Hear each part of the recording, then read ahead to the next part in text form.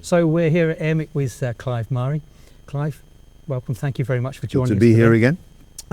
So we were told at the beginning of the year that the war was going to be over in a day, and it wasn't. And then there were tariffs. What's your view on that?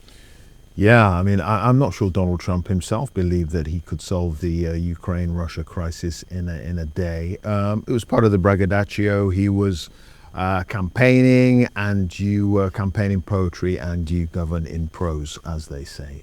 The reality is much more difficult. I think there is an affinity he feels he has with Vladimir Putin. I think he genuinely believed he could talk him round. I think he genuinely believed that they're friends. I'm not entirely sure Putin has any friends. And he certainly doesn't have many after the invasion of Ukraine. At the moment, it seems that war is going to continue. I suspect the likeliest scenario as far as America's involvement is concerned is that they walk away, because I think they will end up finding it too intractable to have to deal with, despite the belief that a way out of the conflict is to offer financial guarantees to the Ukrainians and deals to the Russians. Donald Trump would love that, but it's more than a real estate deal. It's more than commodities. It's about the existential threat that the Ukrainians believe Russia poses, and it's about Russia and Putin in particular wanting to reconstitute the old Russian Empire.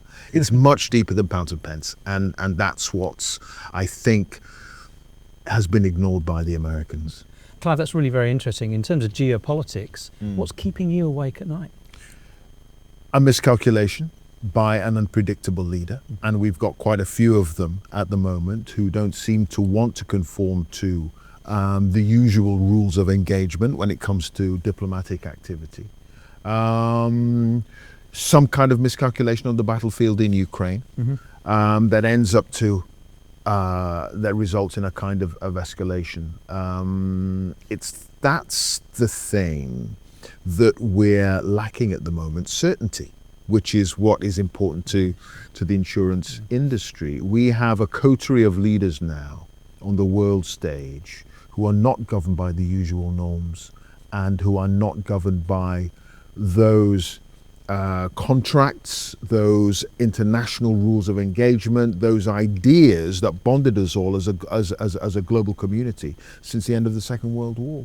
And if you haven't got ground rules in place, that's when you can get problems. Of course. So, the big theme of the conference at Airmic this year is another world is possible. So, on a positive note, how do you see that other world being possible? I suppose if you have instability, you've got to hope that there are people out there who do remember what stability was like. And you've got to hope that they're going to redouble their efforts. In fact, all of us need to redouble our efforts to try to promote that kind of cohesiveness that has existed for such a long time.